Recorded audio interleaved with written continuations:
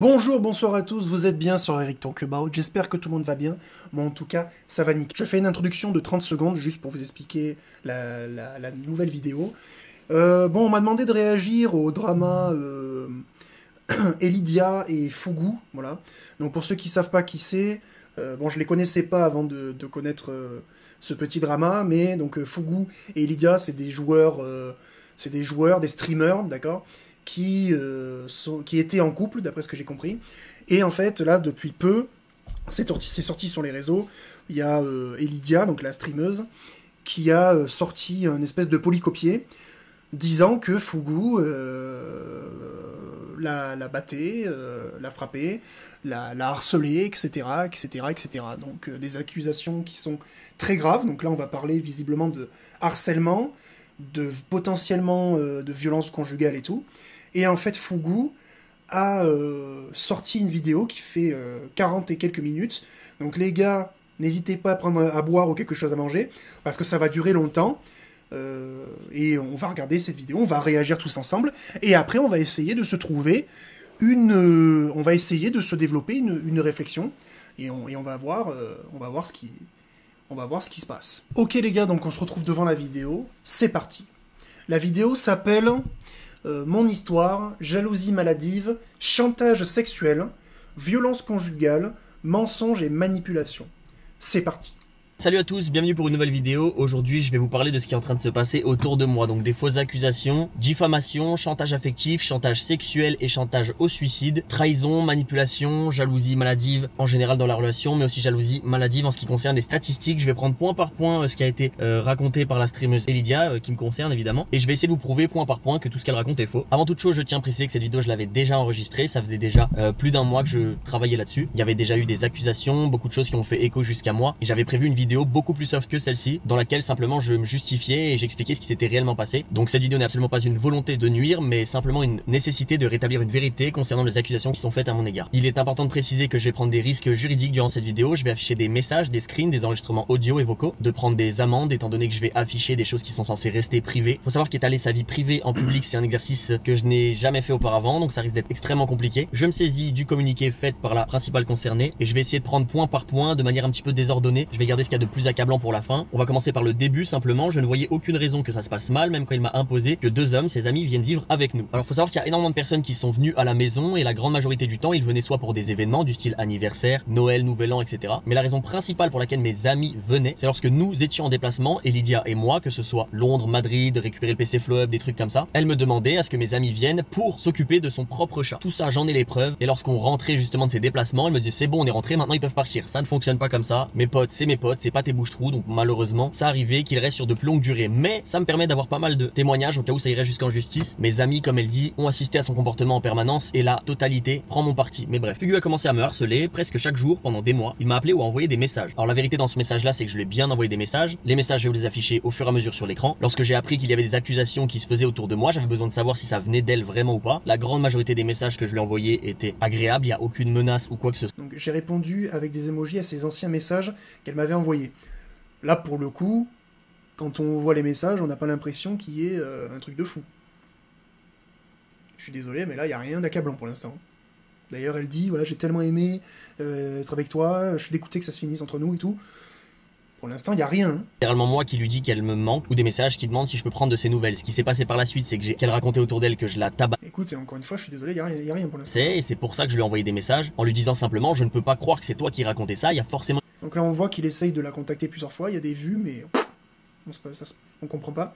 Ça date du 23 août, donc ça a quasiment 2 mois. Explication, parce que pour moi, peut-être que je suis naïf, peut-être que je suis délusionnal, mais pour moi, c'était pas possible que ça vienne d'elle. Il voulait s'assurer que je ne parlerai pas. Alors s'il y a bien quelqu'un qui voulait s'assurer que je ne parle pas, c'est bien elle, malheureusement. Chose à laquelle je répondais en permanence, je n'ai aucune raison de le faire. Encore une fois, bon, il dit qu'il la déteste, bon, il a le droit de la détester, tu vois. Pour l'instant, encore une fois, il n'y a rien qui se passe. Je le parlerai tout en mal. Elle était perturbée, paniquée en permanence, parce qu'elle avait peur que je raconte des choses Écoute, ouais, bon, encore une fois, je comprends pas le problème. sur elle. Chose qui ne m'avait jusqu'ici absolument pas traversé l'esprit. Ensuite, il y a une incohérence. Elle dit, premièrement, il me menaçait de me virer de chez lui. Et juste en dessous, elle précise, en mars 2025, sans le prévoir, sans savoir comment, j'ai réussi à le quitter. Alors moi, ce qui me pose problème, c'est que lorsque tu dis j'ai réussi à le quitter, ça voudrait dire que tu étais séquestré, que je t'empêchais de me quitter. Pourtant, juste au-dessus, tu précises bien, il me menaçait de me virer de chez lui. Alors je vais vous expliquer ce qui s'est passé. Je sais pas... Ouais, tu vois, là, il souligne une incohérence. il souligne une incohérence. Donc oui, là, ce que tu dis est incorrect. Alors qu'est-ce que c'est que ça? Exactement si elle parle de quitter en tant que couple ou si elle parle de quitter physiquement. Faut savoir que la raison pour laquelle on s'est quitté physiquement, c'est moi, parce que je ne supportais plus son comportement au fur et à mesure du temps et je lui ai dit il faut qu'on se quitte physiquement. Peut-être qu'on peut rester en couple, malheureusement physiquement on ne se supporte plus, c'est la raison pour laquelle on doit s'éloigner. Elle a trouvé son appartement, elle a fait ses cartons, on a loué un camion, j'ai chargé ce camion et j'ai fait son déménagement, plus ou moins 8-9 heures de route en camion. Je sais exactement où elle habite, c'est moi qui ai monté ses cartons chez elle, j'ai même monté son bureau de stream, ça n'a absolument aucun sens. Maintenant si on en vient à la raison pour laquelle on s'est quitté, c'est par la même occasion moi qui ai pris cette décision parce qu'elle m'a menti sur le fait qu'elle était enceinte. Lors d'un tournage sur Paris, je m'installe dans la... Ouh. Ben alors, qu'est-ce que c'est que ça?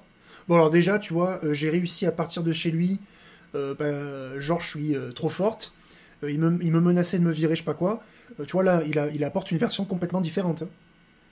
Il a fait le déménagement, il sait où elle habite, il a monté son setup et tout. On a une version clairement différente. Ah donc je suis désolé, mais là par contre, ça commence, tu vois.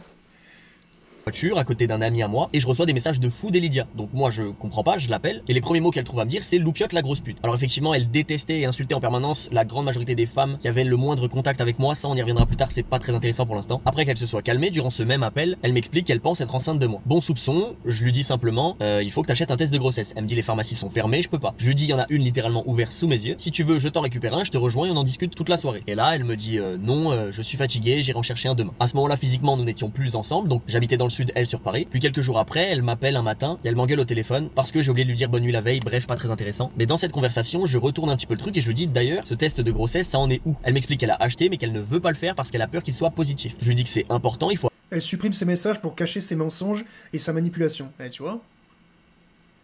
On commence à avoir une version différente. Hein. Mentir sur le fait qu'on est enceinte.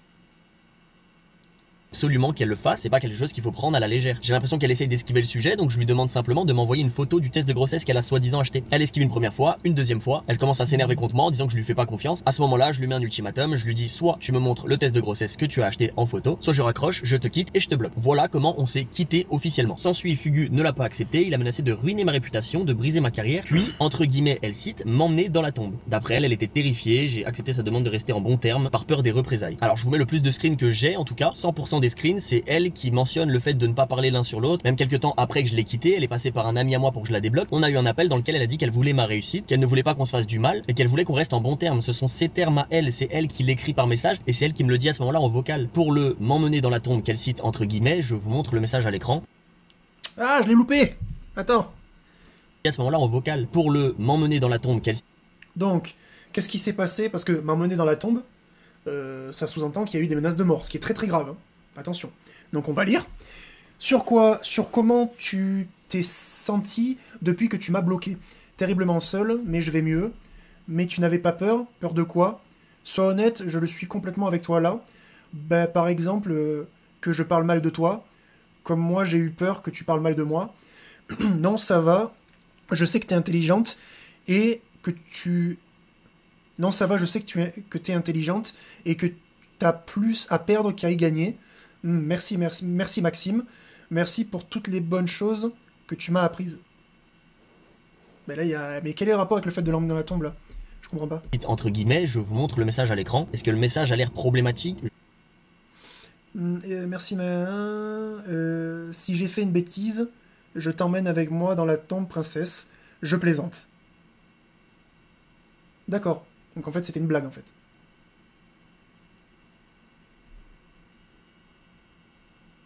Oui, en fait, ce qu'il veut dire, c'est que s'il fait une bêtise, il emmène avec elle dans la tombe. C'est-à-dire qu'en fait, ça va autant lui nuire à lui qu'à elle. Je pense que moi, je le comprends comme ça. Donc en fait, elle l'a mal pris, ça, c'est ça? Ok. Donc c'est ça le je te menace de t'emmener dans la tombe, c'est ça la menace de mort, en fait? Je pense pas. On peut voir dans ce screen super intéressant que c'est bien elle qui parle de est-ce que t'as peur que je parle mal de toi, je sais pas quoi. Moi qui lui réponds tout à fait honnêtement qu'elle a rien à y gagner. Elle me répond d'elle-même merci pour toutes les bonnes choses que tu m'as appris. Et moi qui réponds à ça, si tu fais une bêtise, je t'emmène avec moi dans la tombe princesse. Avec un smiley qui rigole et entre parenthèses je plaisante. Je peux pas faire mieux pour dire que c'est une blague, tu vois. Si dans un contexte je lui avais dit t'es morte après qu'elle ait fait une connerie, mais pour rigoler, ça voudrait dire qu'elle aurait utilisé ça contre moi. Pour quelqu'un qui a soi-disant accepté la demande d'être en bon terme, par peur des représailles et qui était littéralement terrifié. Personnellement, je trouve qu'il y a beaucoup d'incohérences et je n'ai aucune idée de quelles représailles elle parle. parle. Si elle a peur qu'il y ait des représailles, c'est qu'elle a des choses à se reprocher. Surtout que je suis la personne qui essaie de la contacter, qui essaie d'avoir une discussion avec elle et elle refuse. En ce qui concerne son communiqué, il y a encore 2-3 points que j'ai pas abordés. Je pense que c'est les plus importants et on va y venir au fur et à mesure. Pour l'instant, l'unique chose que j'ai faite, c'est de prouver que ce qu'elle raconte est faux. De toute manière, ce que j'ai fait de mal, je vais le raconter dans la vidéo. À la fin de la vidéo, le but c'est que vous ayez absolument toute la vérité. Mais il y a zéro contexte, il n'y a pas de preuves. Et je trouve ça absolument tout à fait normal que les gens croient la victime. Mais bon, effectivement, vu que ça me tombe dessus moi, j'aurais peut-être préféré qu'on soutienne la victime uniquement et peut-être pas qu'on la croie à tue-tête. Mais peu importe la sauce que je prends, de toute manière, ce qui est fait est fait. Avant de parler de la fameuse jalousie professionnelle brutale dont elle parle, je tiens à préciser que ça fait un petit moment que je me suis entouré d'avocats. Et c'est un point qui, pour moi, est extrêmement important et je vais vous expliquer tout simplement pourquoi. Avant ce communiqué, il y a eu d'autres accusations qui ont été faites à mon égard. Des accusations, encore une fois, sans preuve, de personnes que je ne connais pas. On m'a accusé notamment d'avoir tabassé plusieurs femmes au pluriel. Certains tweets parlent de viol, d'autres de pédophilie. On est sur des accusations qui sont extrêmement graves et c'est des choses à absolument pas prendre à la légère. Mais certains tweets ont retenu mon attention un petit peu plus que d'autres. Ce sont des tweets qui parlaient de mon ex-copine avant Elidia. Cette copine, pour les besoins de la vidéo et pour aider son anonymat au mieux que je peux, on va l'appeler M. M est une fille avec laquelle j'ai passé plus ou moins 2 ans de ma vie. Comme je vous l'ai dit, certains tweets mentionnaient M, son pseudo directement, ou bien parlaient d'une ex-copine que j'aurais pu frapper avant même Elidia. Ces accusations me paraissent étranges, et comme je vous l'ai expliqué, je suis encore dans le déni, j'arrive pas à croire qu'Elidia ait pu raconter des choses pareilles sur moi. Après les conversations qu'on a eues, je n'avais plus le contact de M, donc je demande à un ami à moi qu'on a en commun d'essayer d'aller prendre des informations sur M et savoir si c'est bien elle qui véhiculait des fausses rumeurs à mon propos. M lui explique que non, les rumeurs ne viennent pas d'elle, elle est curieuse, elle veut savoir ce qui se passe exactement. Je lui raconte ma version des choses, littéralement ce que je suis en train de vous raconter du début à la fin, c'est littéralement la version que je lui ai donnée à ce moment-là. J'ai la réponse à ma question, c'est pas elle qui véhicule quoi que ce soit sur moi. Étant donné que j'ai pas eu 50 copines, je commence à me douter que ça vient d'Elidia. Mais j'en ai pas la preuve. Tout ce que je sais, c'est qu'il y a des répercussions de la Carmine Corp, de mon agence Prodigy Agency, plus ou moins toutes les OP avec qui je bosse, des gens qui m'unfollow, etc. Donc je me fais mon avis, mais même comme ça, j'arrive pas à y croire. À ce moment-là, M recontacte mon ami et on m'explique que finalement, Elidia avait bien contacté M quelques jours avant qu'on ait notre première conversation. Elle me confirme qu'Elidia lui a dit que je l'avais tabassé. Elle explique aussi qu'Elidia lui a demandé de témoigner contre moi au cas où je prendrais la parole. Elle lui explique aussi que la raison pour laquelle elle prend mon parti, c'est parce qu'elle a remarqué énormément d'incohérences entre le discours d'Elidia et le mien. Il faut savoir que j'ai donné ma version sans savoir qu'Elidia lui avait parlé au préalable. M, à ce moment-là, est l'unique personne qui a les deux versions des deux principaux concernés. Elle se rend bien compte que dans le discours d'Elidia, il y a énormément de problèmes et d'incohérences. C'est la raison pour laquelle elle a pris la décision de venir m'en parler. Voici encore une fois un récapitulatif dont elles ont parlé durant cet appel d'environ 2 heures. Faut savoir qu'en écoutant les vocaux au début, j'avais envie de vomir parce qu'on entend bien par sa voix, par les surnoms qu'elle lui donne, qu'elle essaye de la manipuler et de la monter contre moi. Et ça m'a tué. Je me suis dit, si par exemple M ce jour-là avait décidé de me détruire, elle aurait pu simplement dire publiquement que je l'avais tabassé. Et en fait, je peux faire quoi? Comment je me défends face à ça? Là, j'essaie tant bien que mal de prouver que c'est faux. Ça risque d'être compliqué, mais j'ai énormément de preuves et j'espère que ça va suffire. Parlons des incohérences par rapport à ce que Elidia a raconté à M. Dans cet appel, Elidia mentionne le fait que des hommes vivent chez moi, comme elle l'a fait dans le communiqué. Donc encore une fois, je peux prouver que ces personnes venaient bien pour s'occuper de son chat. Pour meilleur exemple, j'ai même Dimitri qui littéralement faisait à manger, faisait le ménage, changeait la litière et s'occupait littéralement de nourrir son chat. La maison est rangée, aspirée, linge plié. Ensuite, durant ce même vocal, Elidia... Pour l'instant, la défense, elle est solide, les gars. Moi, je suis désolé. Hein. Pour l'instant, moi, mon avis, il est très clair pour l'instant.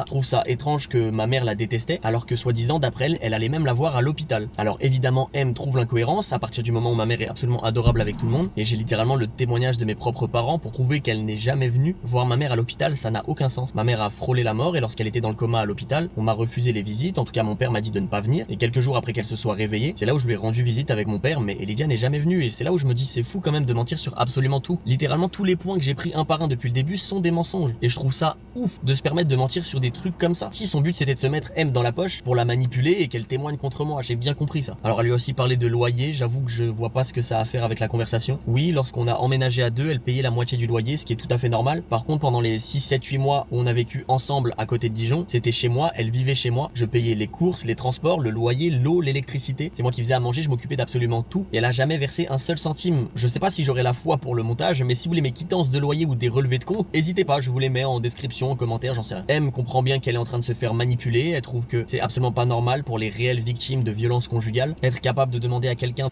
Voilà, c'est ça le pire. C'est ça le pire. C'est ça le pire. C'est que tu arrives comme ça, mais c'est une Amber Heard, tu vois. Tu arrives comme ça, tu prends le manteau du féminisme avec toi, là, tu te régales, tu vois. Tu commences à lancer des accusations, on te booste comme ça, tu deviens une icône, et en fait, c'est faux. Enfin, en tout cas, pour l'instant, ça a l'air faux. C'est très grave, hein. C'est très grave. De témoigner, c'est quelque chose d'extrêmement grave. Je vous dis la vérité, je pense qu'elle a eu de la pitié pour moi. Moi, en l'occurrence, j'avais absolument pas de preuve de ce qu'elle me racontait jusqu'ici. Évidemment que je la crois, car elle cite des choses qui se sont passées durant ma relation avec Elidia, donc je ne peux que la croire. Mais tout de même, j'aurais eu besoin de cette preuve. Et c'est là où mon ami a cette idée, et il demande à M de recontacter Elidia, et cette fois-ci d'enregistrer pour voir ses propos. C'était nécessaire pour moi, car j'avais besoin d'entendre sa voix, écouter l'émotion, essayer de comprendre le but qu'elle avait derrière la tête. Je pense honnêtement que je suis complètement con, hein, parce que même à ce moment-là, j'avais encore des doutes, et j'arrivais pas à croire que c'est possible. Tu peux pas quitter quelqu'un, dire que t'es en bon terme, le supplier en permanence, ne parle pas de mal en moi, viens on se fait la promesse, blablabla, blablabla. Et après dans le dos, envoyer des rumeurs de fou sur les gens, je trouve c'est trop. Du coup, mon ami propose à M d'enregistrer Elidia. Alors en ce qui concerne ces enregistrements, il faut savoir que M appelle Elidia, et Elidia à ce moment-là est en compagnie de Soriane, que l'enregistrement vocal dure un peu plus d'1 heure, et dans cet enregistrement vocal, Soriane précise que même elle a envie de dire que je l'ai frappé. Ah ouais? Mais déjà moi-même qui n'ai pas son ex, j'ai envie de dire qu'il m'a frappé déjà de base. Mais oui, je vois. Tu vois, des fois, j'ai envie de dire, mais il m'a frappé aussi, il se passe pas, il y a quoi? Soriane lui explique même comment passer une rumeur en modifiant certains mots, certains propos. Et durant toute cette conversation, Elidia est juste à côté et elle acquiesce bêtement ce que raconte Soriane. J'imagine en vrai, est-ce que si je mens et je dis aux gens ouais il m'a frappé, est-ce que tu penses qu'en vrai ça pourrait crédibiliser le truc? Je dirais qu'en fait ouais il m'a tapé, je suis sûr qu'il a aussi fait à son autre copine, tu vois, genre un truc comme ça, tu vois. Je sais pas qui t'a frappé. Si tu veux, en fait, le truc, c'est que là, ce que tu nous dis, c'est que ça peut faire en sorte de mettre un terme à l'histoire. Il est cancel la vie sans mettre en danger Célia, tu vois. Joue avec les mots et dis pas qu'il t'a frappé, tu dis qu'il a été violent physiquement avec toi, mais que tu crois qu'il a frappé aussi son ex, tu vois. Je suis désolé, j'ai pas entendu la fin. En gros, bah t'en répètes.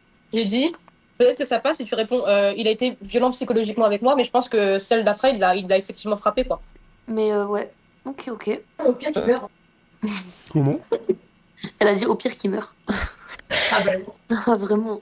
Petit aparté, j'ai trouvé des preuves supplémentaires qui vont à l'encontre de son communiqué, surtout dans la partie où elle dit qu'il y avait de mon côté une jalousie professionnelle brutale. Je vais réagir simplement au screen en les lisant. Pourquoi tu te compares pour te sentir à la hauteur? Bah honnêtement, je sais pas trop moi-même. Bah oui, pour le coup, c'est une réaction logique. Vous devriez vous soutenir et pas être en concurrence. Donc c'est bien elle qui amène le sujet. Genre je sais que c'est ridicule, mais je ne peux pas m'empêcher de le faire. Genre je le vois, il excelle dans tout ce qu'il fait. Je trouve ça impressionnant. Il a une capacité folle d'adaptation. Là où moi pas du tout. Jusqu'ici c'est pas encore choquant, mais c'est là où ça va le devenir. Après, ça fait plus longtemps que moi qu'il stream. Peut-être que ça joue. Le problème c'est que si je lui montre trop que ça me touche, il va en avoir marre et je le comprends. Mais là en ce moment les streams me dépriment à un point, je comprends pas comment j'en suis arrivé là. Je pensais jamais que ça allait arriver. Babou lui répond et ensuite elle l'explique. La pression, le jugement, le fait que je me mette en compétition avec Fugu, mon addiction aux stats. Honnêtement, je ne me reconnais plus. Je sais pas à qui en parler, je ne veux pas trop saouler Max avec ça. Oui, ça m'est vraiment tombé dessus. C'était pas mon souhait à la base tout ça, contrairement à Max, c'est ce qu'il voulait faire depuis tout petit. Ensuite, elle le précise littéralement elle-même en dessous. Quand je suis en live, je regarde tout le temps le nombre de viewers que j'ai, etc. C'est des choses qui, au fur et à mesure de la vidéo, vont être prouvées. Mais j'avais besoin de le rajouter parce que je trouvais que ce screen était vachement parlant. Il faut savoir que ça c'était très tôt dans la relation, mais que sa jalousie s'est perpétuée même après la rupture. Et que je voyais qu'il vivait sa best life. Et genre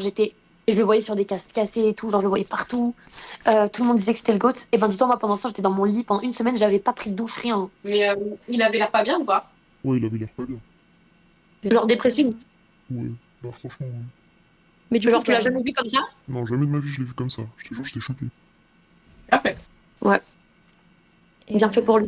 Les vocaux que vous venez d'entendre sont genre méga récents. Mon but par la suite n'est pas de vous prouver qu'il y a un problème dans sa tête, mais dans le vocal qui suit, Soriane lui dit que si j'avais été innocent ou si je n'avais rien à me reprocher, j'aurais essayé de la contacter. Et Elidia saute directement en disant oui, la vie de ma mère, t'as raison. Alors que j'ai essayé de la contacter. Elle me le savait par rapport à la version que je lui avais racontée. Carrément, même elle lui dit mais il a pas essayé de t'appeler. Par contre, puis c'est pas logique, s'il a rien à se reprocher que c'est faux, pourquoi il t'appelle pas? Comment ça? Ben, un mec qui a rien à se reprocher et qu'il sait qu'il t'a pas frappé, il t'appelle et il dit meuf, t'as pété un câble, va te faire Oui, c'est vrai, t'as raison. Ouais, c'est vrai, t'as Il raison. t'appelle pas, genre. Bah, la vie de ma mère, bah, la vie. Et pourquoi il essaie de lui dire que c'est faux après, la meuf qui t'appelle même pas? Mais la vie de ma mère, c'est vrai. Quelqu'un qui ment sur toi, tu appelles et tu dis mec, il y a quoi? T'as un baiser? Mais il a pas essayé de t'appeler? Pas de, ça fait une semaine, non. Rien du tout. Je vous dis la vérité, étant... Pour l'instant, les gars... Pour l'instant, les gars, moi, je suis Team Fugu. Je vous le dis. Pour l'instant... Pour l'instant, c'est Team Fugu tous les jours, là. Là, ce que j'entends, c'est deux meufs qui essayent d'éteindre un gars. Qui essayent de le cancel. Ce qu'on entend, c'est très grave. Très, très grave. que j'ai vécu une relation qui certes Au pire, il meurt. Bien fait pour lui. T'as entendu les mots? était toxique mais qui était tout de même passionnel, ça me dégoûte littéralement, j'ai envie de vomir en permanence quand j'écoute ça. Rien qu'entendre sa voix, je ne peux plus. Désormais, j'ai prouvé que la grande majorité de ce qui avait été dit, que ce soit à M ou dans le communiqué, était faux. Maintenant, on en vient au sujet le plus intéressant, je suppose pour vous, celui où j'explique les incidences qu'il s'est passé entre elle et moi. Encore une fois, je vous le répète, à la fin de cette vidéo, mon but est que vous ayez absolument toute la vérité de A à Z. De toute manière, j'ai pas grand chose à perdre de plus, étant donné qu'on me souhaite la mort en permanence. Durant son communiqué, elle explique que on s'est rencontrés en 2023, on s'est mis ensemble, 2 mois plus tard, je lui ai demandé de s'installer chez moi. Il faut savoir qu'avant ces 2 mois, il s'est passé beaucoup de choses. Premièrement, le premier gros red flag, nous sommes en couple, elle et moi, et elle décide de faire un date avec Flamby. Sur le moment, elle m'affirme que c'est uniquement pour le contenu, qu'il y a rien de bizarre derrière, et que c'est juste un live IRL. Maintenant, moi, un peu plus tard, je découvre des clips de Flamby qui la veille se préparait pour un soi-disant date. Elle était au courant, elle est rentrée dans le jeu du date, je lui en veux énormément, on en parle, on se dispute, et sa manière de faire passer la pilule et de s'excuser, c'est de m'affirmer que je n'ai absolument pas à être jaloux de Flamby étant donné qu'il est gros et moche. Je lui dis que c'est pas normal, que j'accepterai absolument pas ce comportement une nouvelle fois, étant donné qu'elle s'excuse, qu'elle m'affirme que ça ne se reproduira plus. Je vous dis la vérité, je suis passé à autre chose. Toujours durant cette période de 2 mois, elle réalise une radio libre antenne où des viewers à elle viennent raconter leur vie, je sais plus exactement. Sur le moment, je participe à cette radio libre antenne, je fais un espèce d'happening et 2 autres streamers apparaissent au même moment, Ilan et Flamby. Faut savoir que ça faisait plusieurs fois qu'elle laissait un doute, elle laissait penser aux gens qu'elle flirtait avec plusieurs personnes et ça me posait problème. Ilan lui fait même cette remarque en lui disant tu ne peux pas tourner en rond indéfiniment, il va falloir choisir quelqu'un. Moi, déjà, moi je prendrais soin déjà de toi. Et Fougou, c'est bien passé avec Fougou? Bon, on n'a pas fait de burgouze. C'est important de rappeler que je suis en couple avec cette personne. Moi, je sais pas comment réagir, je vois que ma copine se fait draguer littéralement sous mes yeux. À la fin de ce live, je lui propose un live cuisine auquel elle répond non. Publiquement, en live devant tout le monde, elle dit je vais y réfléchir, mais grosso modo, ça voulait dire non. Quelques temps après, elle m'annonce toute heureuse que Flamby l'a invité pour faire un live cuisine avec Ilan. Moi, je lui dis que c'est irrespectueux envers moi, que je vais me faire trash littéralement sur TikTok. Évidemment, ça a pas loupé. En plus, elle s'est fait sexualiser en permanence. Sur le moment, j'en veux pas aux autres parce que je sais qu'ils ne sont pas au courant qu'Elydia et moi sommes ensemble. Elle refuse de leur dire, mais elle refuse aussi d'imposer des limites, de mettre une barrière. Et ça me pose problème. Donc on a notre première vraie grosse dispute. Je lui explique que j'ai envie de dire publiquement que nous sommes en couple parce que j'en ai marre que les gens se permettent de la draguer alors que c'est ma copine. Elle s'énerve, elle dit que je veux détruire sa carrière et elle dit qu'elle n'a pas envie de dire publiquement que nous sommes en couple parce qu'elle a peur d'avoir moins d'abonnés. Elle a peur aussi d'être moins invitée. Elle trouve que c'est égoïste de ma part et qu'elle a tout à y perdre. Je lui explique que je ne supporte absolument pas son comportement, que je veux la quitter parce que je me vois pas vivre avec une personne qui a cette manière de penser. Évidemment, elle pleure et elle me dit que si je la quitte, elle va se suicider. Je vous avoue qu'à ce moment-là, moi mon but c'est de calmer les choses. Eh ben, bravo. Voilà, t'es en couple avec une meuf, elle fait exprès de se faire draguer par d'autres mecs. Alors ça, c'est typiquement un comportement de meuf qui veut se faire draguer pour que t'aies le seum. C'est des meufs qui font exprès pour te rendre jaloux. Parce qu'elles kiffent le fait que tu sois jaloux. Donc ça, c'est typiquement des comportements de meufs toxiques, les gars, à éviter. Si t'as des meufs qui kiffent te rendre jaloux, tu la gicles, vite. Loin, vite et loin, très très loin. Une femme en détresse sous mes yeux et je lui dis simplement ok, on passe à autre chose, mais c'est la dernière fois. Elle m'affirme qu'elle va mettre des barrières, faire attention, et elle s'excuse de son comportement. C'est à peu près ce timing là où on a bien emménagé ensemble. Alors je sais la manière dont elle tourne son communiqué, c'est de dire c'est lui qui m'a invité comme si je l'avais agrippé et que je l'avais emmené en enfer. La vérité qu'elle m'a raconté à ce moment là, c'est qu'elle pensait que sa mère profitait d'elle, et c'est la raison pour laquelle elle n'avait pas envie d'emménager avec sa mère. Sur le moment, je suis en couple avec elle, je vis dans une maison tout seul. Je lui dis si tu veux vivre chez moi, il y a pas de souci, et à tout moment si ça se passe mal, il y a aucun problème, tu peux partir. Ces messages existent, j'aurais bien aimé vous les montrer. Malheureusement, les 6-7 premiers mois de messages que j'ai avec elle ont été supprimés. Chose que j'ai découvert extrêmement tard malheureusement, car j'ai récupéré des preuves beaucoup trop tard. Elle s'est empressée de supprimer énormément de choses, que ce soit des messages Discord, les messages WhatsApp. Il se trouve que j'avais plusieurs numéros d'elle, car elle change d'opérateur ou son numéro leak, etc. Donc en remontant chronologiquement les conversations et en essayant de trouver des preuves sur ce qui s'est passé durant les 5-6 premiers mois, je me rends compte que j'ai absolument plus rien. C'est à ce moment-là que je vais dans mon répertoire, que je tape Célia en espérant trouver quelque chose, et je tombe sur 4 contacts différents, dont l'un d'entre eux avec un emoji chat, et la première fois où j'ai rentré son contact dans mon téléphone. Et lorsque je clique sur ce contact là, il est assigné à aucun numéro de téléphone, aucun mail. Effectivement, c'est pas accablant, j'aurais pu faire ça moi-même honnêtement. Ça pourrait effectivement être un mensonge, mais étant donné que mes sauvegardes iCloud et mes sauvegardes WhatsApp ont été désactivées, que j'ai littéralement la preuve qu'elle supprimait énormément de messages, c'est malheureusement la raison pour laquelle je ne peux pas vous prouver via des messages qui s'est passé durant les premiers mois. C'est à ce moment-là où je me... Oui, mais par contre, ça reste giga suspect. Ça reste extrêmement suspect. Quand tu supprimes tes propres messages, ça veut dire que ils sont pas tout beaux tout roses, et qu'on pourrait les utiliser contre toi. C'est simple. Donc, certes, il peut pas nous montrer les preuves, mais ça reste giga suspect.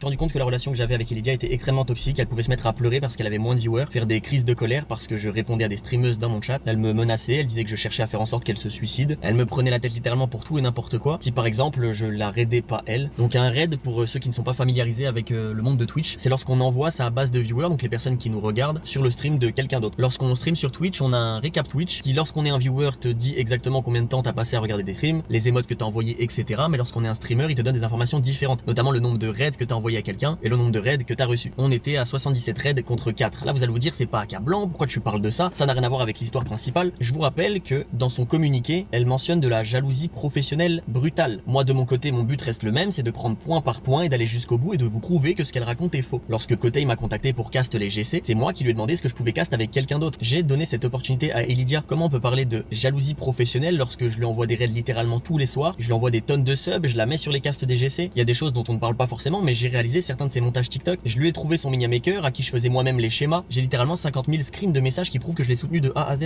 Et ce qu'il y a d'extrêmement grave et de bien plus accablant, c'est notamment ce qu'il s'est passé à Madrid. Je suis invité par Riot Games pour cast les VCT de Valorant en Espagne. Je n'ai pas seulement les droits sur la watch party, mais aussi sur le show match qui se déroule sur scène. Si je dis pas de bêtises, c'est 4 jours de cast. Le 3e jour, c'est le show match, donc la veille de la finale. Au début, je suis invité, mais pas elle, donc j'envoie un message à mon agent et je lui demande est-ce que Elydia va être invitée. Elle est extrêmement jalouse. Elle comprend pas pourquoi c'est moi qui ai invité alors qu'elle stream du Valorant depuis plus longtemps. Je lui explique que c'est sûrement parce qu'elle a dû faire des streams IRL récemment avec d'autres personnes qui n'ont rien à voir avec Valorant, que je poste notamment du Valorant sur YouTube et sur TikTok quasiment tous les jours. Je lui explique que de toute manière, si elle n'est pas invitée, je n'irai pas et ils seront forcés de l'inviter. Finalement, elle est bien invitée, on se retrouve elle et moi pour aller cast les VCT de Madrid. Je rappelle encore une fois, c'est mon cast. On parle toujours de jalousie professionnelle brutale, pourtant je la mets en évidence sur tous les casts, du premier jusqu'au dernier, jusqu'à la dernière seconde. Je l'ai invité, je l'ai mise en avant en lui disant on va faire tous les casts toi et moi. Je précise. Oui, c'est illogique en fait. Quand tu veux tout garder pour toi, que tu veux faire l'égoïste, tu invites pas ta meuf sur... Tu sais, quand t'es jaloux de ta meuf parce qu'elle fait plus de streams que toi, ou quoi que ce soit, ou parce qu'elle a une meilleure carrière ou quoi, tu l'invites pas sur des trucs. Tu fais en sorte de te mettre que toi en avant. Tu fais preuve d'égoïsme. Donc là, c'est pas logique. Là, il y a rien de logique, tu vois. Elle dit qu'il était jaloux d'elle. Mais finalement, quand on regarde, c'est lui qui l'invitait partout. Et qui l'a fait croquer. C'est lui qui l'a fait croquer dans le business. Il y a des trucs où elle n'est pas invitée, et il fait croquer. Donc il se trouve que là, c'est chaud, tu vois. C'est illogique, tout simplement. Que durant ce voyage, on a eu un +1 qui était mon monteur YouTube qui était censé record une vidéo pour le vlog qui n'est jamais sorti dû au comportement exécrable d'Elydia en permanence. C'est là où ça a été extrêmement dur. Mon monteur en a été témoin. Elle faisait notamment du chantage affectif en me demandant de lui laisser les casts sur sa chaîne Twitch à elle. Étant donné que le premier jour avait fait à peu près 10, 15, 20 000 viewers, le soir même elle m'a fait une crise, elle m'a dit que c'était injuste et elle m'a fait du chantage affectif sous les yeux de mon monteur qui nous avait accompagnés à ce moment-là. Deuxième jour, encore une fois, d'énormes statistiques. Malheureusement, ce qui aurait dû être probablement les plus beaux jours de ma vie se sont transformés en quelque chose d'extrêmement désagréable quand le soir de la veille avant le show match, elle a décidé de transformer ce chantage affectif en chantage sexuel. Évidemment, c'est quelque chose d'extrêmement difficile à prouver, mais je vais essayer de vous le prouver. Premièrement, avec un screen de message dans lequel je le mentionne. Je pense que ça n'a aucun sens de mentionner ça dans une conversation sans... Alors, tu rentres comment après? Je sais pas, je prendrai un Uber. Je dois venir te chercher? Non. Je peux venir si tu veux. Si ça te dérange pas, moi ça me va. Je veux juste te dire que lorsqu'on sera ensemble, je t'interdis strictement d'utiliser le sexe comme moyen pour parvenir à tes fins. Pourquoi tu me dis ça? Je veux juste te faire un câlin, moi. Qu'on soit quitte et qu'on reste ensemble, je veux juste te faire un câlin. Aucun contexte, c'est quelque chose qu'elle avait l'habitude de faire et ce soir-là je lui ai bien fait comprendre quelque chose, c'est que le problème c'était pas qu'elle veuille récupérer les castes ou quoi que ce soit, c'était de vouloir utiliser son corps pour justement arriver à ses fins et je trouvais ça extrêmement déplacé. Je le dis à plusieurs fois non, que j'étais pas d'accord avec ça. Moi je suis pour soutenir les victimes, pour les soutenir à parler et dire la vérité. Sachez que pour un garçon c'est extrêmement honteux de raconter toutes ces choses, donc je vais pas mentionner un viol pour autant ou quoi que ce soit. Je préfère simplement vous dire la vérité, ce qu'il s'est passé et je vous laisserai vous-même faire votre propre avis. Si vous avez bien... Bon, chantage sexuel, d'accord. Là, quand je viens de... Là, parce que je vais quand même essayer d'être objectif. Là, dans ce que je vois... Là, pour le coup, bon... C'est pas... Ce que je vois là, c'est pas une preuve. D'accord? Voilà. Après, le chantage sexuel, ça existe chez les femmes. Ça existe. Ça existe. Et on peut le croire ou non. Mais là, pour le coup, bon... On va dire que c'est... que c'est le truc le moins factuel qu'il ait mis pour l'instant. Voilà. Il n'a pas de preuve. Tu vois. Ce message-là, pour moi, ce n'est pas une preuve suffisante pour dire qu'il y aurait eu chantage ou pas. D'accord? Après, il le mentionne, vous avez le droit de le croire ou pas. Voilà, mais pour l'instant, ça, On va rester objectif. Ça, pour le coup, voilà. Après, c'est vrai qu'il a raison sur le point que c'est honteux d'en parler quand on est un mec, et qu'on... Voilà, mais bon.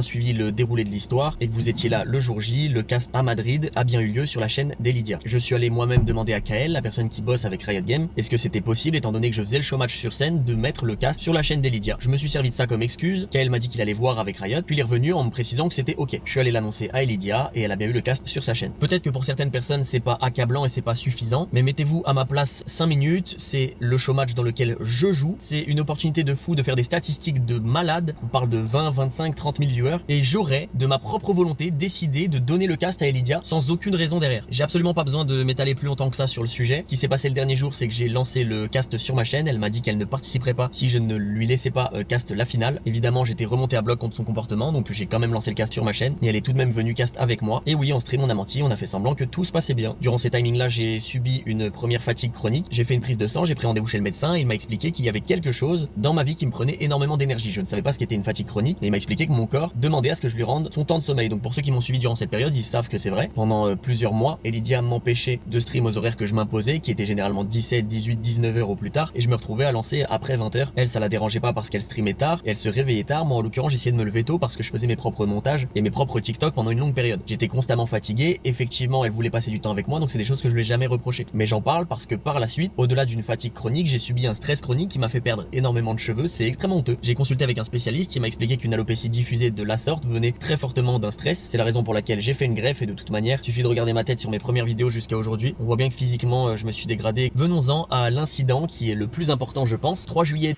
Voilà, c'est dommage parce que tu vois, il aurait pu publier des photos de lui avant et de lui maintenant. Parce que là, pour le coup, nous, on le connaît pas. Donc là, c'est dommage, toi. Parce que ça, c'est une preuve facile à... C'est une preuve facile à donner, ça. Mettre une photo de lui il y a 2 ans, avant qu'il soit avec elle, et une photo de lui maintenant, ou une photo là, comme là, tu vois. Parce que moi, je le connais pas, je le vois comme ça. Tu aurais dû me montrer une photo de toi avant, normal, tu vois. C'est dommage. Des amis à moi viennent pour fêter mon anniversaire. 2 d'entre eux restent un petit peu plus longtemps, probablement pour s'occuper du chat ou je ne sais quoi. Durant ce timing, je dirais que début août, elle reçoit un message de la part de Dash qui concerne le The Event. Elle m'annonce qu'elle est invitée pour participer au The Event. Je suis fier d'elle, je suis content pour elle. Je vois que de mon côté, j'ai pas reçu d'invitation et je me dis c'est un peu dommage. Peut-être que je vais en recevoir une plus tard. Quelques jours après, elle reçoit le Discord officiel qui annonce les personnes qui ont été invitées pour ce The Event. Elle me fait la remarque en me disant que Ilan, Flamby, etc. ne sont pas invités non. Chose qu'elle trouve elle-même bizarre étant donné que la grande majorité du temps, les gens sont invités par groupe, que ce soit Kameto avec ses amis, que ce soit Tommy, Gotaga ou Zerator avec la team du lundi et ses collègues, tout le monde est invité par petits groupes. Elle, en l'occurrence, à ce moment précis, elle ne connaît que quelques personnes, mais de nom sans plus. Elle n'a absolument aucune affinité. Je lui dis que c'est probablement une bonne excuse pour demander à Dash de m'inviter, étant donné tout ce que j'ai pu lui apporter précédemment, que ce soit le cast avec les GC, tout ce qui s'est passé à Madrid, où je l'ai mise en avant en permanence, je lui ai même donné un cast sur sa propre chaîne Twitch, le fait que je l'aide, que je l'arrête, que je la mette en avant absolument tout le temps. Moi, personnellement, je suis trop content de faire du contenu avec elle, que ce soit sur YouTube ou TikTok, on s'entend bien, on rigole, on se vanne, et je suis persuadé que je dois avoir des messages où elle le dit elle-même que je lui ai apporté énormément dans sa vie. Donc sur le moment, je ne me sens pas bizarre de lui dire que j'aimerais bien qu'elle tente de m'inviter en envoyant un message à Dash. Au début, elle me dit qu'elle va le faire. Au bout d'une semaine, je relance le sujet sur la table, je lui demande est-ce qu'elle l'a fait. Elle me répond de manière un petit peu agressive en me disant c'est pas ma faute si t'es pas invité. Et j'essaye de lui faire comprendre à ce moment-là que le problème c'est pas que je sois invité ou pas. En l'occurrence, je vais pas en vouloir à Dash ou à Zerator de m'avoir invité. À ce moment-là, il y a plein d'autres personnes qui sont pas invitées. Mais c'est vrai que je l'en voudrais à elle de pas tenter parce que je sais que moi, à sa place, je l'aurais fait. Je me suis dit aussi que ça avait du sens. Elle est toute seule, elle peut simplement dire bah je connais pas grand monde pour ce event. Est-ce que ça dérange si je suis accompagné de quelqu'un? Par la même occasion, durant les mêmes timings, j'ai un ami à moi qui est à la maison qui s'appelle Dimitri, qui lui envoie aussi un message sur Discord et qui n'a absolument jamais eu de réponse. Le fait qu'elle ne réponde pas, que ce soit même un oui ou un non, ça m'a juste confirmé sa manière d'absolument tout vouloir pour elle et rien pour... Et voilà, tu vois, qu'est-ce que j'ai dit? Donc lui, il doit l'inviter sur ses événements, etc., etc., tu vois. Par contre, elle, quand elle a un truc qui la concerne toute seule, ah non, non, mais... Pardon. Mais non, mais c'est pas de ma faute si t'es pas invité. Qui est jaloux dans l'histoire? Qui est jaloux? Qui veut tirer la couverture pour lui? Qui est... tu vois? C'est quand même... moi, je suis désolé, mais je pense que Fugu va faire une Sylvain, tu sais. Tu te rappelles le drama en début d'année, là? Sylvain, Pierre Chabrier. Je pense que là, c'est la vidéo comme Sylvain. Où à la fin, Elydia, elle va se faire... même malgré le fait que ça soit une fille et qu'il l'accuse de choses très graves, là, franchement, avec tout ce qu'on voit, franchement... suis senti trahi de fou. Et ce qui m'a vraiment fait de la peine, encore une fois je le répète, c'est que moi je sais pertinemment que à sa place, j'aurais essayé, il y a absolument rien à perdre. Effectivement, je la relance une dernière fois et j'essaye de lui faire comprendre que c'est important pour moi. Elle me dit j'y suis pour rien, t'inquiète pas, tu seras invité à la prochaine édition. Moi ça me fait bien comprendre qu'elle compte absolument rien faire et qu'elle se rassure en disant ouais l'année prochaine on fera peut-être ensemble. Moi ce que je veux c'est pas le faire l'année prochaine, c'était le faire avec elle. C'était partager une opportunité, un moment humain, trouver des donation goals qu'on aurait pu faire en duo, lever des fonds pour des assos, c'est quelque chose qui me touche et que j'ai déjà fait à multiples reprises. Commence à me faire à l'idée, je me dis que bah finalement je ne serai pas invité cette année et puis c'est tout. L'annonce des invités officiels est faite, les streamers qui sont invités lancent leur stream pour réaliser leur donation goal et Lydia fait ses donation goals probablement en live à ce moment-là. Elle vient me voir et vient m'annoncer ses donation goals. Je lis ses donation goals et je me rends compte qu'elle invite une personne qui n'est pas invitée directement par le The Event. Mais non! Allez! Ça c'est énorme ça! Ça c'est énorme! Ça c'est le coup, tu sais, où on te plante le couteau dans le dos et derrière, rac, tu tournes comme ça. Ah, c'est incroyable. Mais non, elle a invité des gens sur le The Event. Mais magnifique. Magnifique. Et pas lui, du coup. C'est génial.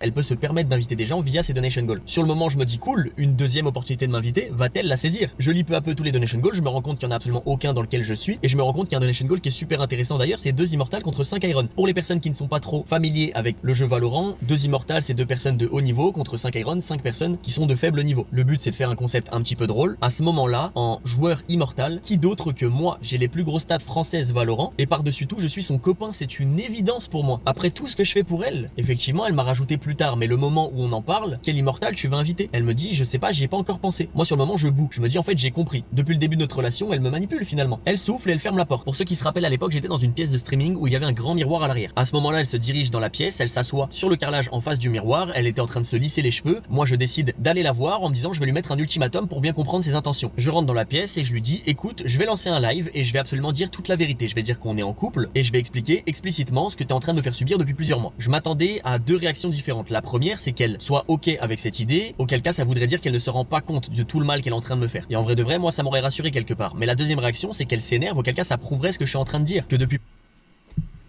plusieurs mois elle me fait du mal volontairement et que les gens vont le comprendre et vont lui en vouloir. La réaction qu'elle a eue à ce moment-là a créé l'incident qui va suivre. Elle pose son lisseur, elle se lève, elle se précipite vers moi, elle commence à me frapper au niveau du torse et des épaules. Je mets mes mains pour me protéger en avant. À ce moment-là, elle hurle en disant tu veux détruire ma carrière, tu veux détruire ma vie. Moi je la repousse avec mes mains parce que je suis en panique et tout ça se passe sous les yeux de Dimitri, la personne qui vit avec nous à ce moment-là. Elle part Ouh, donc il y a un témoin. Donc il y a un témoin en plus. Ah ben alors. Parce que là c'est pareil, tu vois, il raconte ça, on peut le croire ou non. Mais là, il dit qu'il y a un témoin.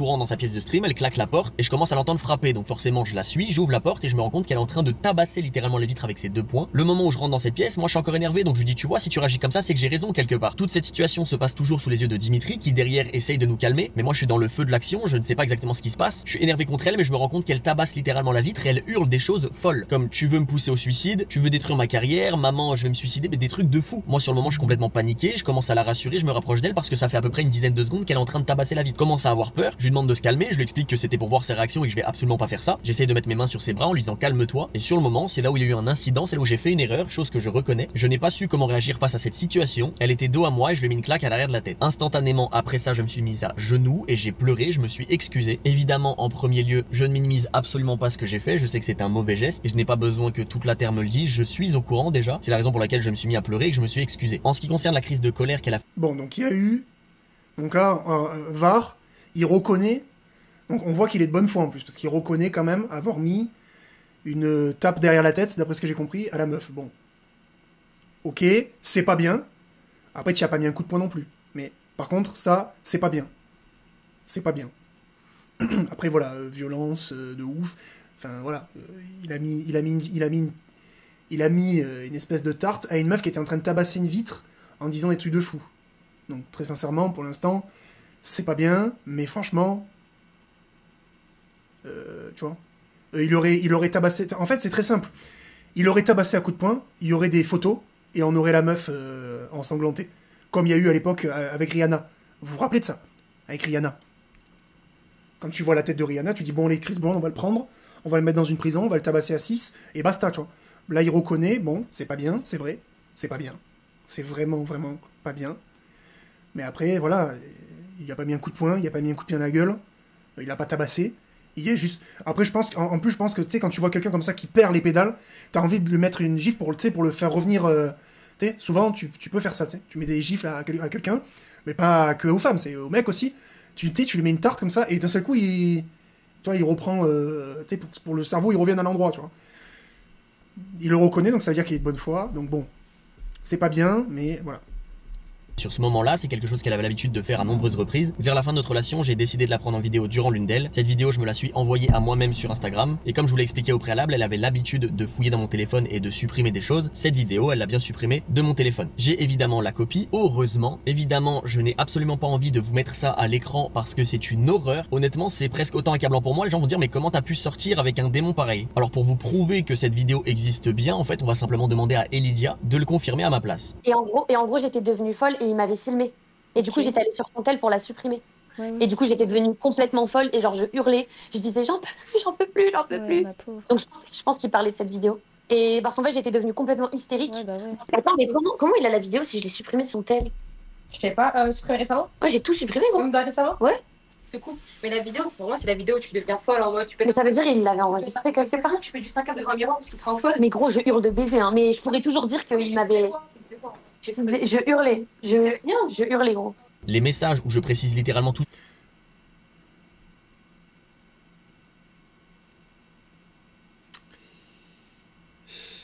Tu vois, donc en fait, elle essaye de se couvrir, en fait. Elle essaye de supprimer les preuves, pour qu'après, elle puisse balancer son truc et le niquer complètement. Donc là, c'est très très grave, hein, ce qu'on voit. Et en fait, elle a pas compris que iCloud existait, en fait. À partir du moment où tu mets un truc sur ton téléphone, tu l'enregistres, et à partir du moment où il est sur ton iPhone, ils sont tous sous Apple, hein. Eh ben, t'as iCloud. Donc il avait la sauvegarde sur iCloud. Qui s'est passé à ce moment-là existe bien. Et Lydia, si tu peux toi-même poster ces messages, lorsqu'on en a parlé la première fois, donc probablement le lendemain ou le soir même, c'est bien un message dans lequel je précise, je ne t'ai pas frappé, je t'ai mis une claque parce que tu étais, désolé du terme, je sais que c'est pas approprié, que ça peut paraître bizarre pour certaines personnes, mais hystérique c'est le mot probablement que j'ai utilisé. Je dis que j'avais peur qu'elle casse la vitre, qu'elle se fasse mal, et j'ai même précisé que je suis tombé à genoux et que je me suis mis à pleurer. On est sur un message qui date d'un bon moment, mais je suis persuadé que j'ai raconté plus ou moins tout ça dans ce message. Je n'ai absolument pas peur que ce message soit mis en évidence, au moins ça pourrait notamment prouver que ce que je dis n'est pas inventé. Maintenant, deuxième point. Après, voilà, je sais qu'on parle des violences conjugales et que c'est un sujet qui est très touchy, mais quand même, il faut faire la différence. Même les femmes, je pense qu'elles peuvent faire la différence. Entre quelqu'un qui met une claque à une femme qui est complètement hystérique, qui gueule, qui fait n'importe quoi, et un mec bourré qui éclate sa femme à coups de poing. Il y a un monde entre ça, tu vois. Voilà, il y a un monde, tu vois. Encore une fois, je le dis, c'est pas bien. C'est pas bien ce qu'il a fait. Mais tu voulais qu'il fasse quoi d'autre? C'est la question que je vous pose. Qu'est-ce qu'il aurait dû faire? Vous, là, ceux qui savent super bien se comporter, qui font aucune erreur dans leur vie. Il aurait dû faire quoi? Expliquez-le moi dans les commentaires. Je suis curieux de vous entendre. Qui est important, j'ai un témoin sur le moment. Certes, ce témoin c'est un ami à moi, mais je peux prouver aussi via des screens que lorsqu'on avait des disputes entre Elidia et moi, Dimitri et Elidia passaient du temps même au téléphone pour discuter, essayer de la calmer. C'était son confident. Et Dimitri, c'est une personne qui a 30 ans. Est-ce que vous pensez sincèrement que si j'avais tabassé Elidia ce jour-là, Dimitri n'aurait absolument pas réagi? N'importe quel être humain, que ce soit mon ami ou pas, en voyant une femme se faire tabasser, aurait réagi. Ce jour-là, il y avait aussi Thomas qui était dans la cuisine. Lorsqu'il a entendu la dispute, il a totalement esquivé, il est parti sur la terrasse et il a notamment entendu Elidia qui frappait contre la vitre. Thomas est prêt à témoigner pour moi, j'aurais pu lui demander de mentir par rapport à ce qu'il s'est passé pour appuyer mes propos, mais personnellement je me sens extrêmement bien à l'idée d'être honnête et de dire littéralement la vérité. La question que vous vous posez... Non, il est de bonne foi. Il est de bonne foi, mais ça devant un juge... Enfin, je veux dire... Mais là on voit que les versions diffèrent, hein. C'est pour quelle raison tout ce qui arrive en ce moment sort seulement maintenant, alors que ce qu'il s'est passé date de début septembre 2024. Après ce premier incident, on a décidé d'emménager ensemble, et lorsque nous sommes arrivés dans le sud, dans une nouvelle maison, les disputes sont devenues bien plus récurrentes et toxiques qu'elles ne l'étaient déjà à l'origine. Je vais essayer de vous contextualiser certaines d'entre elles, histoire que vous puissiez vous situer. Moi, mon but, c'est que vous puissiez vous mettre à ma place dans la relation, et peut-être vous demander comment vous auriez réagi. Et je suis persuadé que tout le monde aurait mieux réagi que moi. Absolument tout le monde a la science infuse, et le tribunal de Twitter m'accable et veut me faire passer pour une horrible personne. Et je le conçois, à partir du moment où on croit la victime. Encore une fois, j'en veux absolument personne. Par exemple, vu que ça n'allait pas très bien dans notre relation, notamment il y a eu beaucoup de voyages, que ce soit au ski, dans lequel elle ne voulait pas que je vlog parce que c'était son vlog à elle. On a eu des disputes à Londres pour un live littéralement. Elle a notamment été invitée à Berlin pour cast la finale de Valorant des Game Changers. À ce moment-là, une personne qui s'occupe de l'OBS et de l'audio ou de gérer justement les problèmes lorsqu'on en rencontre vient et s'adresse à Elidia, moi et la Kers, notre streamer qui était présent à ce moment-là, et demande si par hasard on voulait mettre plusieurs clés de stream, donc qui aurait permis de stream sur différentes chaînes justement cette finale. Elidia répond non instantanément. Sur le moment, je trouve ça dommage parce que si elle elle m'avait demandé ou si elle avait ne serait-ce que tourné le regard, que ce soit du côté de la case ou du mien, je l'aurais bien évidemment dit non, c'est son moment, c'est son kiff. Mais le fait qu'elle me propose pas, par rapport à ce qui s'est passé à Madrid, je trouve que c'est quelque chose de problématique. Ça prouve encore une fois qu'elle veut absolument tout pour elle et rien pour moi. Et on parlait de base de jalousie professionnelle brutale. Durant le premier incident, ce qui s'est passé n'était pas dû à une jalousie du fait qu'elle soit invitée et pas moi. Ce qui s'est passé était dû à une situation spécifique. Et je rappelle que je me suis fait frapper avant. La différence, c'est que je suis un homme et que c'est une femme. Si en face ça avait été un homme, j'aurais subi des séquelles. Maintenant, ma voix a beaucoup moins d'impact que celle d'une femme et je le conçois malheureusement. En plus du fait qu'elle ne voulait pas partager le cast à Berlin, pensait littéralement que je la trompais à Berlin dans ma chambre d'hôtel. Elle m'avait accusé notamment de l'avoir trompée avec Lens. Je rappelle qu'elle a mon mot de passe de téléphone et qu'elle fouille absolument toutes les nuits. Elle avait mis son Face ID dans mon téléphone. Je ne savais même pas que c'était possible. À une époque, un tweet avait... Oh la psychopathe. C'est qu'elle a vraiment pris le téléphone du gars là, et elle a commencé à faire comme ça là, et tu sais, tu sais, quand tu fais le Face ID comme ça, les gens qui n'ont pas d'iPhone, ils comprennent pas ce que je fais, mais quand tu configures ton Face ID, t'es comme ça, tu sais, t'es comme ça, tu tournes un peu ta tête, parce qu'il faut que la caméra imprime en 3D la totalité de ton visage, tu sais. Elle a fait Face ID sur le téléphone de son gars, fait qui demandait quel genre de maillot e-sport on pouvait porter en public et que ça fasse pas trop geek. Glens avait répondu en mettant une photo de moi et Elidia a tiré des conclusions hâtives en disant que je l'avais trompé avec Glens. L'unique moment où j'avais rencontré Glens, c'était lors d'un shooting. Dans ce shooting, il y a plusieurs personnes, Nello, Emash, Maxime, son propre photographe, Younes, un ami à moi, et Loupiot. Il y a peut-être d'autres personnes mais je les ai pas en tête. L'unique personne qui à ce moment-là savait que Elidia et moi étions en couple, c'était Loupiot. Donc à ce moment-là, je lui ai envoyé des vocaux.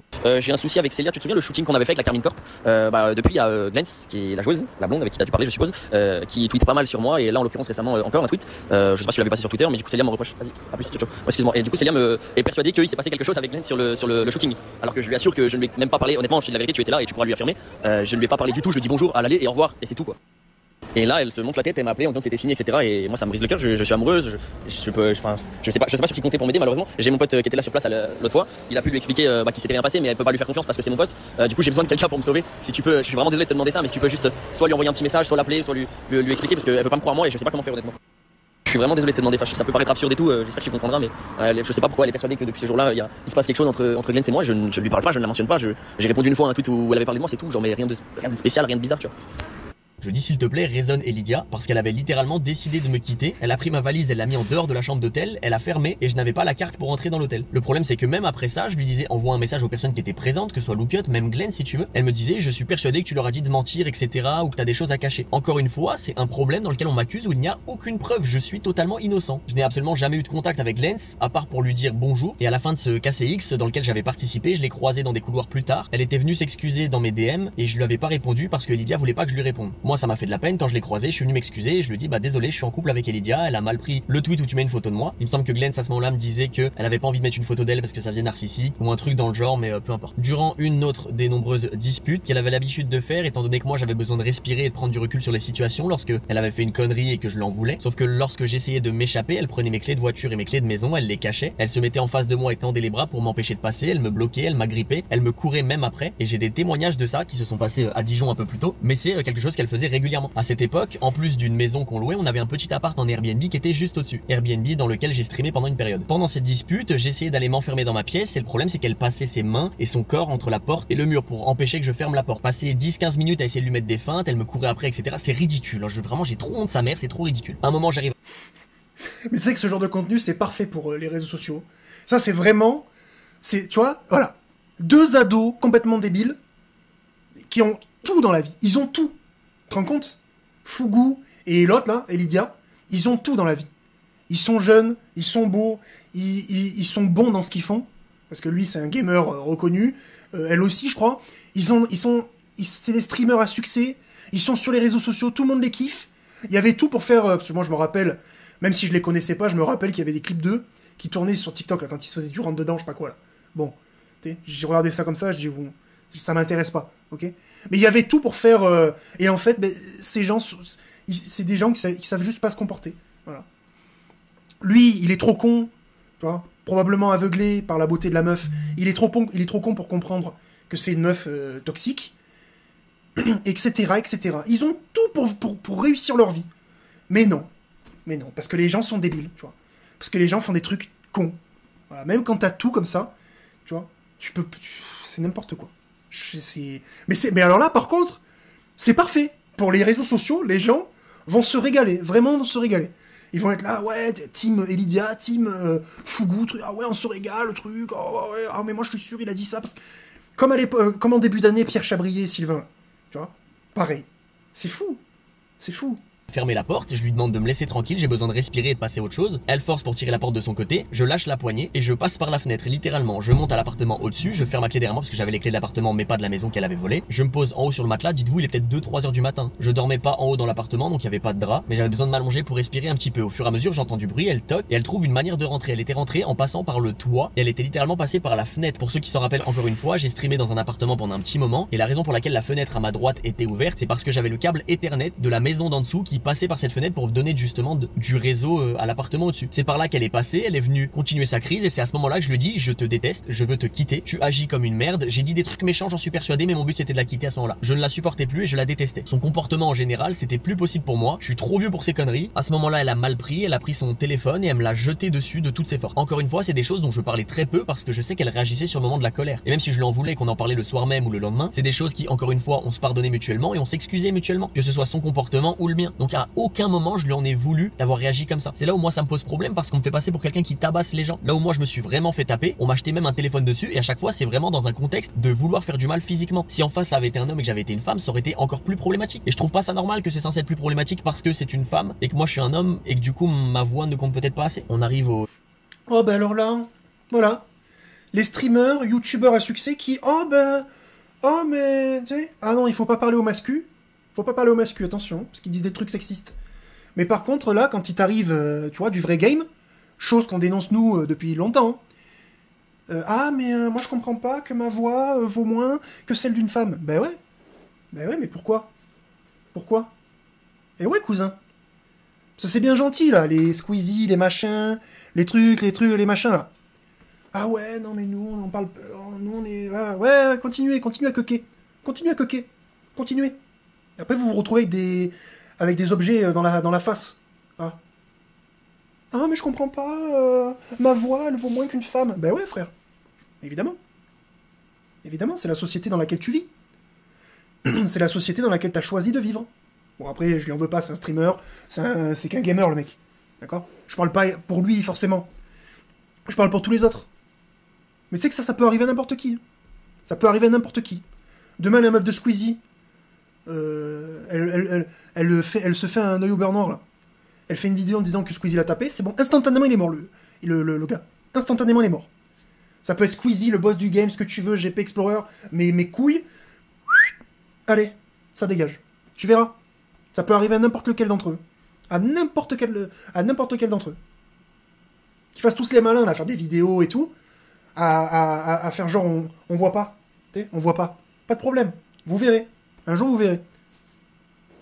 Dernier incident qui s'est passé entre elle et moi. Cette fois-ci, c'était en voiture. Durant le KCX, ils ont annoncé KCBS. Kotei a pris contact avec nous. Dans ses messages, il nous proposait un contrat de co-caster. Moi pour KCBS, donc l'équipe masculine. Et elle allait continuer de s'occuper des GC, donc l'équipe féminine. Elle m'explique que j'ai de la chance selon elle parce que les filles sont nulles et ça fait moins de stats. Donc elle aurait préféré cast KCBS. Honnêtement, ça a très mal vieilli parce que les filles sont super fortes. Bref, durant une conversation qu'on a en voiture, lorsqu'on rentre de Montpellier, elle m'explique qu'elle aimerait cast KCBS contre JL avec moi. Le premier match, on s'est fait tarter notamment. Sur le moment, vous l'avez bien compris, depuis le début, elle cherche uniquement mon buzz et je l'ai prouvé à multiples reprises. On est dans un moment de notre relation où on est au plus bas, c'est-à-dire que c'est froid, que la moindre étincelle peut littéralement créer un feu. Je lui explique que je ne vois pas pourquoi je l'inviterais, étant donné qu'elle s'occupe des GC désormais. Elle me dit pour commencer que je suis égoïste, moi je lui explique, je suis persuadé que tu veux faire ce match avec moi parce qu'il y aura de l'audience, étant donné que c'est JL contre Cassé, et j'affirme ça même en disant tu es assoiffé de sang. Je peux pas inventer ça. C'est vraiment ce que j'ai dit sur le moment parce que c'est ce que ça m'a inspiré. Ambiance totalement morbide dans la voiture, plus aucun bruit, elle éteint même la musique. On arrive au péage en direction de la maison, on passe le péage et le moteur s'éteint une première fois. Je comprends pas, je regarde le tableau de bord, aucun voyant quoi que ce soit, donc je redémarre une deuxième fois. Je rappelle que je suis en automatique, c'est un start and stop, c'est littéralement cette voiture. Je commence à avancer pour m'extirper parce que des voitures commencent à s'accumuler derrière moi, je les vois dans mon rétroviseur. La voiture s'arrête une deuxième fois, là je commence à me poser des questions, je la regarde, je lui dis bah mince, qu'est-ce qui se passe? J'essaye de me référer à elle, peut-être qu'elle a une idée, et je redémarre une troisième fois et je la vois avec sa main venir pour essayer d'éteindre la voiture une troisième fois. Donc à ce moment-là, j'attrape son poignet, je lui dis qu'est-ce que tu fais? Pourquoi tu fais ça? Elle force, elle me dit je veux qu'on s'explique, elle vient pour appuyer avec sa deuxième main. À ce moment-là, j'essaie d'attraper ses deux mains et je la bloque avec mon bras. La voiture est redémarrée, je commence à braquer sur la droite il y a une aire de Pau, c'est littéralement là où j'ai enregistré ma vidéo, où j'explique pourquoi je me suis fait ban pendant un mois, sauf que je suis en train de traverser littéralement toutes les voitures qui sortent du péage, notamment ceux qui ont justement le télépéage, et qui passent, même si c'est pas une vitesse ahurissante, ça doit être du 30 km. Moi je vous dis la vérité, on est dans une situation de danger. Je continue à braquer, mais imaginez la situation, j'essaie de regarder dans les rétros, vérifier ce qui se passe autour de moi, je la maintiens en plus avec mon bras, elle qui force et qui se débat, et en même temps je braque et j'essaie de me diriger vers l'aire de repos. Encore une fois à ce moment-là, elle a une super idée brillante comme d'habitude, elle décide d'ouvrir la porte et d'essayer de sortir par la porte. Sur l'autoroute, enfin littéralement à la sortie du péage, donc toutes les voitures sont en train de sortir, moi je suis en panique totale, donc je l'attrape, je la tire vers moi, je lui dis tu te fous de ma gueule, et avec ma main je fais un geste comme ça, où je pense que je lui ai mis une claque honnêtement, j'arrive à m'extirper jusqu'à l'aire de repos, à ce moment-là je la lâche, elle prend la fuite littéralement, elle court, elle va se cacher derrière un arbre. Eh vas-y. En fait rien que d'en parler, j'arrive pas à croire. Je me dis c'est un autre monde et on essaie de me faire passer pour quelqu'un qui tabasse les gens. Ok, j'admets, j'ai pas été bon dans la relation, mes gestes, ma manière de réagir, etc. J'en suis conscient, j'ai besoin de personne pour me dire. Non mais mon gars, à un moment donné, il faut dire les termes. T'es tombé sur une folle. Qui se détache et ouvre la portière pour sortir genre d'une voiture en route? Qui essaye d'éteindre la voiture? T'imagines? Alors lui, en plus, là ça passe parce qu'il a une voiture stylée, mais t'imagines une meuf qui, en plein milieu que tu roules, prend ta clé, essaie de tourner, tu sais, pour les gens qui ont des voitures normales, tu sais, prend ta clé, essaie de la tourner et de la retirer, tu sais. Mais MDR? Mais on est où, là? Mais elle essaie de te tuer, en fait, là. Là, si tu n'as pas les bons réflexes, tu peux te retrouver à un accident. Tu peux tuer quelqu'un. Tu peux te tuer. Tu peux la tuer. Enfin, c'est dinguerie, ça. C'est une dinguerie, encore. Qu'est-ce qu'il y a? C'est quoi, ça, encore? Pourquoi t'essayes d'édulcorer tes trucs? Mais là, t'es sorti avec une folle, en fait. Voilà. C'est pas une question de t'as été bon ou pas, ou t'aurais pu être mieux. Mais en fait, là où t'as pas été bon dans la relation, c'est qu'au bout de 3 semaines, t'as pas compris que c'était une tarée, en fait. Et donc, du coup, tu l'as pas giclé. Fallait la virer, en fait. Au bout de 3 semaines. Dire, mais non, en fait, allez, chut. Dès qu'elle commence à te casser les couilles, tu la vires. Ce que j'ai fait, c'est... Votre vie à vous, elle est... Enfin, vous avez juste à vivre ensemble pleinement. Enfin, je veux dire, c'est fou, quoi. Tous les gens vous aiment, vous avez pas de problème d'argent. Bon, après, il y a la médiation. Voilà, mais vous avez pas des mauvaises images en plus, vous. Vous avez juste à vivre votre truc ensemble, à voyager, à vous régaler et tout. Et ça met des claques à des meufs parce qu'elles essayent de sortir de faire un roulé-boulé, genre, mais excuse-moi, est-ce qu'on est dans Equalizer en fait? Est-ce que t'es Denzel Washington? Mais qu'est-ce que c'est que ça en fait? Mais tu sors avec une folle en fait, c'est tout. Elle est tarée. Qui éteint la voiture d'un mec quand il conduit en fait? Est-ce que c'est pas le move le plus dangereux de... Imagine, tu tues quelqu'un à cause de ça? ou que j'ai mal réagi, mais je vous jure sur tout ce que j'ai de plus cher au monde que à ma droite, si en côté passager c'était un handicapé, mon père, ma mère, mon petit frère, même Cédric Doumbé, j'aurais réagi de la même manière. C'est dangereux, on est sur la route, c'est absolument pas un endroit dans lequel on a ce genre de réaction. Et au vu de tout ce qu'elle m'a fait subir au fur et à mesure de la relation, et encore j'ai dû raconter 70%, il y a encore plein de trucs, que ce soit même dans le vocal d'1h20 où elle parle à mon ex et elle dit des choses atroces, grossophobie, elle émite des accents africains, je comprends pas où elle veut en venir en fait. Bref, reprenons l'histoire, je me gare, je lui envoie un message et je lui dis regarde ce que tu me fais faire. Et je le pense toujours aujourd'hui. Certains vont dire peut-être que c'est une phrase de fou, que je suis bizarre, mais si je lui dis ça, c'est que je sais qu'au fond de moi, je ne suis pas comme ça. Et sur les réseaux, littéralement, il y a plusieurs personnes qui sous des tweets disent c'est pas la première femme à qui il fait ça. Et la raison pour laquelle les gens disent ça, c'est parce qu'elle a demandé à mon ex-copine de témoigner contre moi en mentant, en disant que je l'ai frappée elle aussi. M, du coup, a joué le jeu parce que le but c'était d'avoir des preuves, et donc elle en a probablement parlé autour d'elle en disant ouais, même son ex, elle est prête à témoigner, etc. Genre ceci prouve cela. Pour quelle raison, étant donné que M n'en a parlé absolument personne d'autre qu'elle? Personnellement, moi ça me fait énormément de mal pour les personnes qui subissent de réelles violences physiques. La vérité, c'est qu'aujourd'hui, je sais qu'il n'y a aucune preuve, aucune photo de bleu, aucun coup qui a été mis, c'est-à-dire des coups, phalanges, coups de poing pour faire du mal physiquement. Je sais aussi du coup qu'il y a eu beaucoup de mensonges et je vous l'ai prouvé. Et pour moi, ça décrédibilise littéralement tout le discours d'une femme battue qui subit réellement des violences. On parle d'hommes qui veulent se donner raison avec la force. On est tellement loin à l'opposé. Effectivement, vous pouvez m'en vouloir pour les gestes que j'ai pu avoir durant ces incidents. Et honnêtement, je m'en veux moi-même aussi. Il se peut que j'aurais dû réagir autrement. Pour le coup, en voiture, je sais pas exactement comment j'aurais dû réagir. Pour ce qui est du premier incident, j'aurais peut-être pu essayer de la maintenir ou de la tenir, ou peut-être de la laisser se faire mal. Mais c'est vrai que sur le moment, j'ai vraiment réagi à chaud et instantanément sur le coup de la panique, donc effectivement je m'en veux, mais je refuse sur tout ce que j'ai de plus cher au monde qu'on le dise publiquement que j'ai tabassé des gens. Effectivement, dans son communiqué, elle a suivi les conseils de son amie, sa super amie d'ailleurs Soriane, qui lui dit de modifier des propos, etc., etc. Je doute honnêtement que une claque, des insultes ou des embrouilles fassent de moi quelqu'un de problématique. Évidemment je dis pas que c'est normal, mais je pense que ça peut arriver à tout le monde, que ça a dû arriver à tout le monde durant certaines relations. Malheureusement je déteste ça, subir une injustice. Aujourd'hui j'ai eu ma mère qui m'a appelé en pleurs, je suis évidemment obligé de faire semblant que tout se passe bien. J'ai absolument pas envie qu'elle refasse un infarctus. Mon petit frère qui m'envoie notamment des messages pour savoir si je vais bien. Franchement, je vous dis la vérité, j'étais plein de haine, j'avais pas envie de pleurer, je sens que les larmes montent parce que je parle de mon petit frère et que ça me touche énormément. Non, pleure pas, on va dire que t'es une salope, on va dire que tu fais comme Pierre Chabrier. Je pleure pas, mes yeux transpirent uniquement. Donc je tiens à m'excuser, non pas à Elidia, étant donné que je l'ai déjà fait durant notre relation à multiples reprises, qu'on s'était pardonné mutuellement et qu'elle a décidé de m'attaquer dans mon dos. Maintenant, la raison pour laquelle elle a fait ce communiqué publiquement, c'est parce qu'elle a vu que dans ma story Instagram, il y a quelques semaines, j'ai posté le fait que j'étais en train de travailler sur une vidéo. La vidéo devait être bien moins hard que celle-ci. Il y a plein de choses que j'avais atténuées parce que j'ai juste peur qu'elle se fasse du mal, je n'ai pas envie de ça, ça n'a jamais... Voilà, pour moi, c'est ça le sujet de la vidéo. On en reparlera tout à l'heure. Mais là, moi, je vous dirai tout à l'heure ce que je pense qui se passe.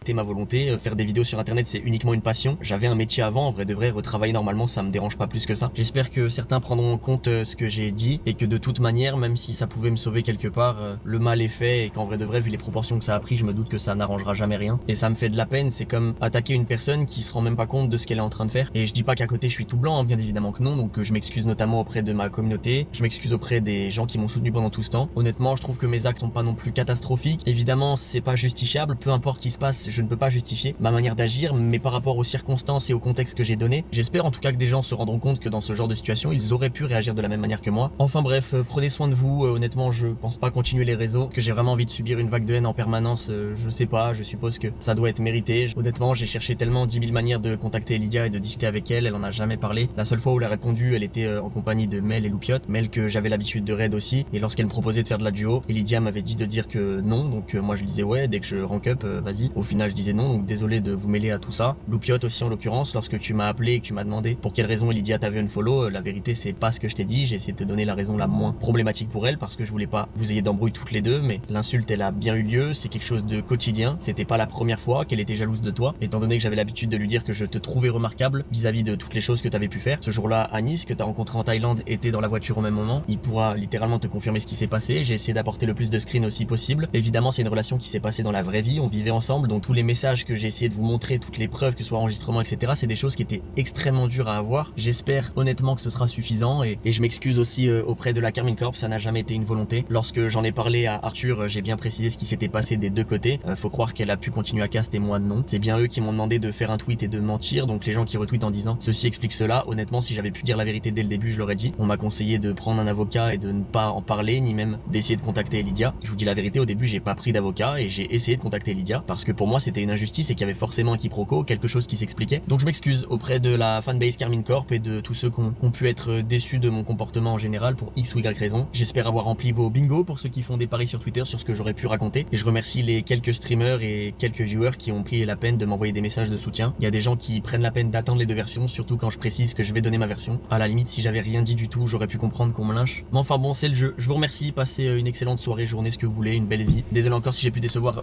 Bon ben voilà les gars, c'était long, mais très instructif. Donc là, ce qui se passe, ben, pour moi, c'est une... Pour moi, il nous a fait une Sylvain, là. Moi, je suis désolé, mais il nous a tout raconté de A à Z. Il nous a tout bien expliqué. Oui, il est pas tout blanc, tout noir. Voilà, les deux claques qu'il a mis, c'est inadmissible. Mais toute proportion gardée, quand même. C'est pas ce que j'appelle de la violence conjugale. Il faut se calmer, tu vois. J'ai faire ça, c'est pas mettre un coup de poing de forgeron dans la gueule d'une meuf. Il y a quand même un monde entre ça. Même si ce qu'il fait n'est pas bien non plus. Attention. Je suis pas en train de le banaliser, surtout pas. Mais excuse-moi, là on voit un mec, il s'est assis dans sa voiture, il est posé, il nous a tout déballé de A à Z, avec des preuves et tout.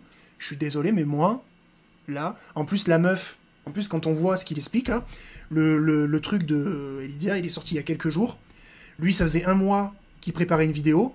Pour moi, alors vous allez me trouver vicieux, mais je vais le dire quand même, je pense qu'elle a dû savoir, elle, que lui allait sortir une vidéo. Elle a pris peur, et elle a pris les devants, et elle a envoyé son communiqué avant lui, pour que, disant qu'il était tout ceci, tout cela, pour rendre, pour le cancel. Tout simplement, elle a essayé de le cancel. Voilà, lui qui lui a tout apporté, elle a essayé de le cancel. Donc les gars, rappelez-vous que vous devez toujours rester concentrés, car vous pouvez tout avoir comme lui. Si vous ne vous mettez pas avec la bonne personne, il peut vous arriver des choses très graves. On ne sait pas comment il va rebondir à l'heure actuelle. Parce que dès qu'on parle de violence, tout ça, trucs femmes, tout ça, tes sponsors, ils t'appellent, ils te disent « Ouais, bon, stop !» Ah, stop, en fait. Donc, Moi, je suis désolé. Alors, la vidéo, elle a fait 1,4 million de vues au moment où je vous parle. C'est quand même sérieux, là, ce qui se passe. Hein. C'est quand même sérieux. On peut regarder on peut regarder les commentaires. Pour l'instant, tu vois. Bonjour, je suis N'Golo Kanté. Jamais vu une défense aussi solide. L'avocat de Sylvain qui a trouvé une nouvelle opportunité de carrière. Bonjour, je suis opticien. Je n'ai jamais vu une telle correction. Villebrequin m'ont appris des choses. Ne pas prendre parti avant d'avoir les deux versions. Tu vois, les commentaires sont quand même plutôt... la perf de M a quand même... La perf de M, quand même, elle a tout sauvé. Donc, franchement, il peut remercier chaleureusement son ex, Fougou, parce que franchement, sans elle, il aurait eu du mal à prouver plein de trucs. Mais franchement, là, je suis désolé, mais moi, je suis... bon, c'est pas une... on n'est pas là pour faire ça, mais moi, je suis team Fougou, là. Je suis désolé, hein. Entre un polycopier qui parle de ça, et un mec qui fait une vidéo de 50 minutes pour expliquer avec des screens à l'appui, etc., qui reconnaît certaines de ses erreurs, et qui demande pardon aux gens, excuse-moi, mais moi, là... alors tu vas dire que je suis un mascu, que je soutiens le mec, mais non. Moi, je soutiens celui qui est de bonne foi, et qui reconnaît ses erreurs, et qui en plus nous apporte la vérité sur un plateau, en fait. Donc moi, je suis désolé, mais là, voilà, simple.